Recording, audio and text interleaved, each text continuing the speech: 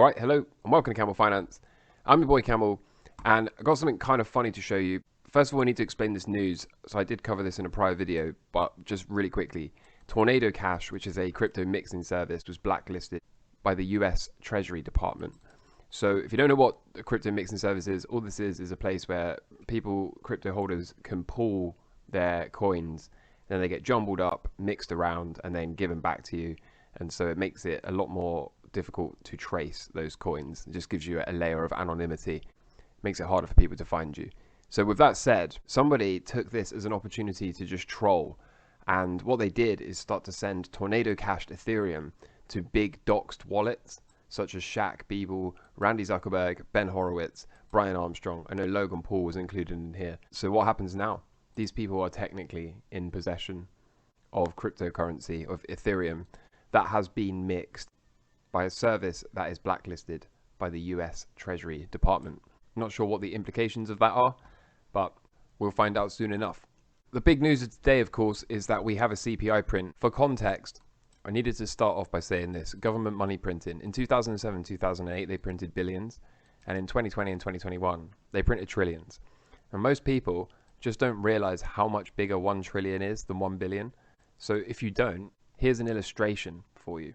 A billion seconds is 31.7 years, but 1 trillion seconds is 31,710 years. There is an enormous difference between a trillion and a billion.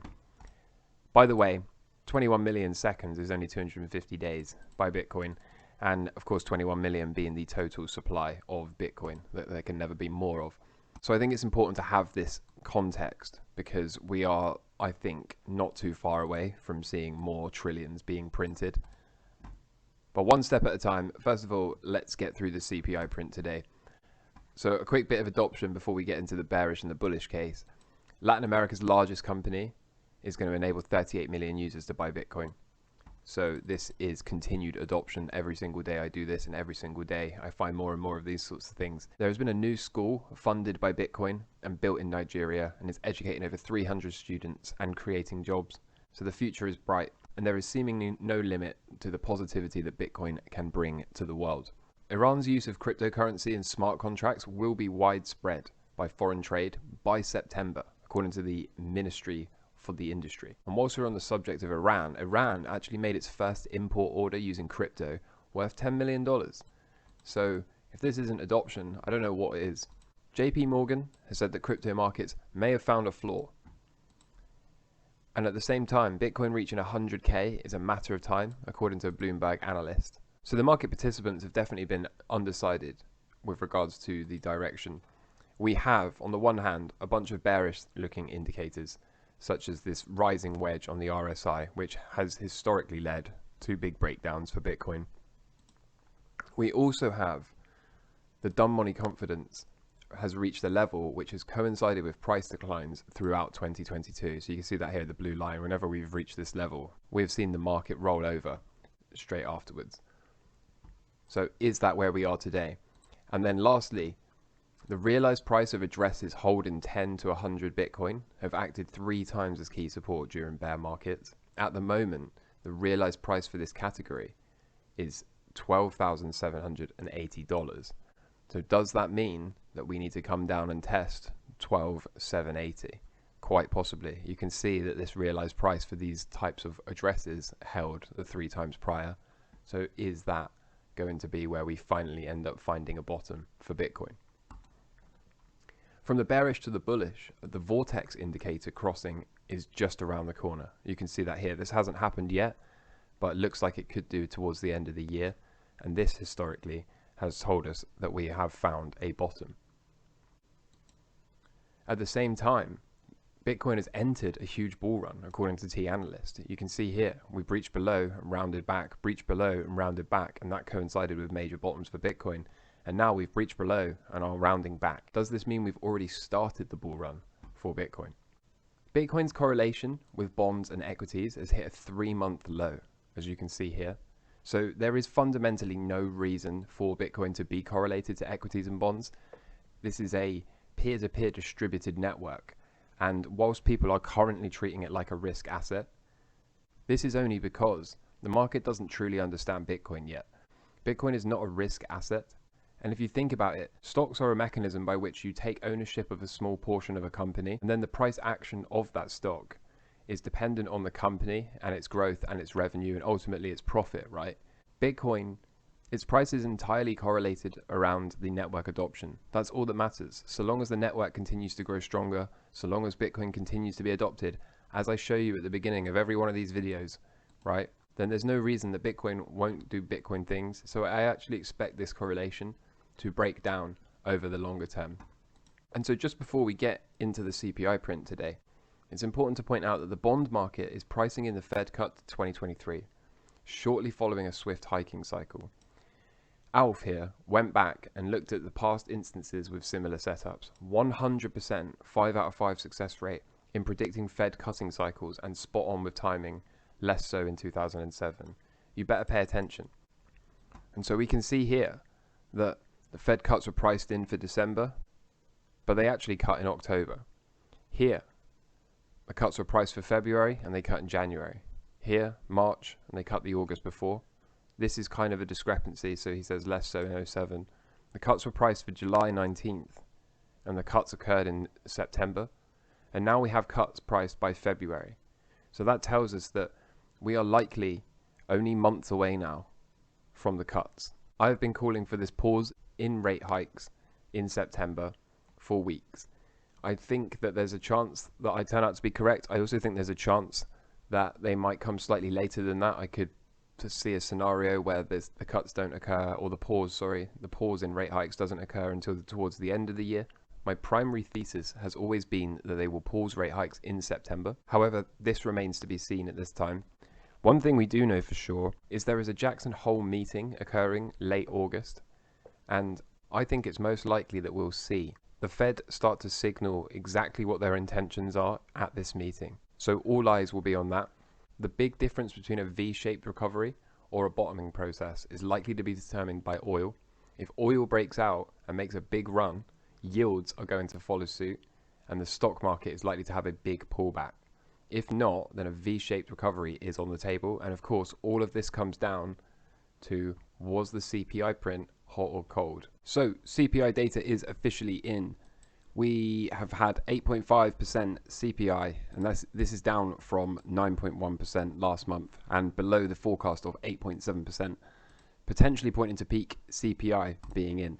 Core came in at 5.9, again below the 6.1 forecast. So hot or not? Well, the answer is not. Have we seen peak inflation? Quite possibly. So what does this mean for markets? Up or down? Well, up. In theory, anyway. I wouldn't be surprised to see some level of cool down this week. But again, in theory, markets should rip higher from here. The reason for this is the Fed is apparently beginning to tame inflation. This means that the Fed can say that inflation is starting to come down, and therefore they could potentially look at slowing down or pausing these rate hikes this year, if not early next year. So as I've already told you, my thesis is that we'll be seeing a pause in September. But let's move on to the charts. On the news, if you zoom in and look at some candles, you can see things are pumping. Here is Ethereum. You can see on the news of a lower CPI print, Ethereum has pumped. We have seen gold pumping. We have seen silver pumping. Pretty much everywhere you look. Bitcoin, of course, pumping. The futures for the NASDAQ and for the US equities all over. Let's take a look at that. So the futures, Dow 475 points, the S&P 73 points, 340 points for the NASDAQ. So things are pumping indeed. And of course that was to be expected. That is what we've been talking about this week and last week leading into this CPI print.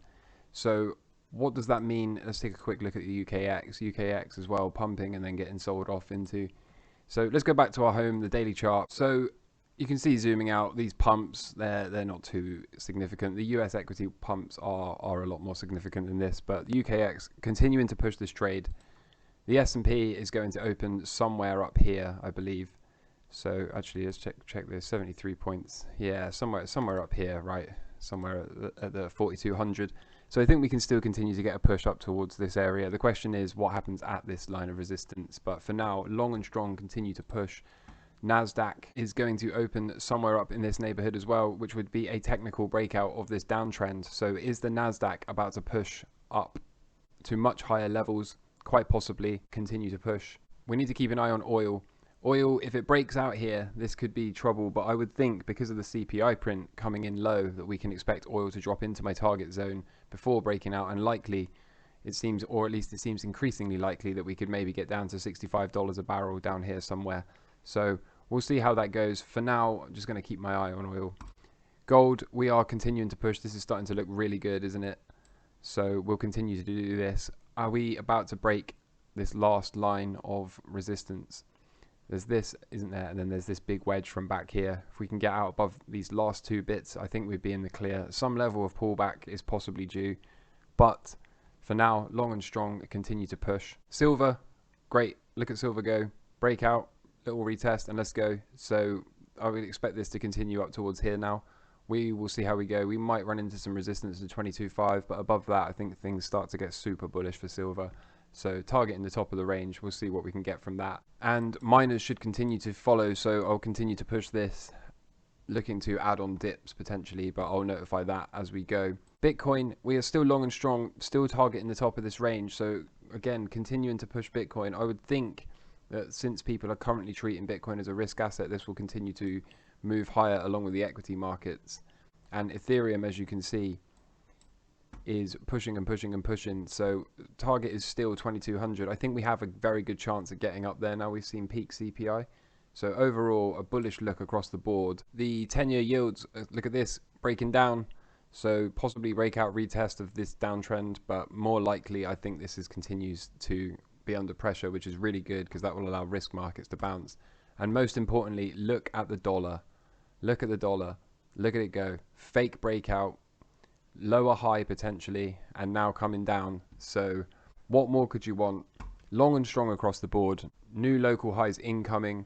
So let's continue to push. Let's see what we can get. Be careful out there, because I wouldn't be surprised to see this pump get sold off in the very short term before it actually continues higher. So don't get trap chasing too much. If you found value here today, I'd appreciate it if you could drop a like on the video.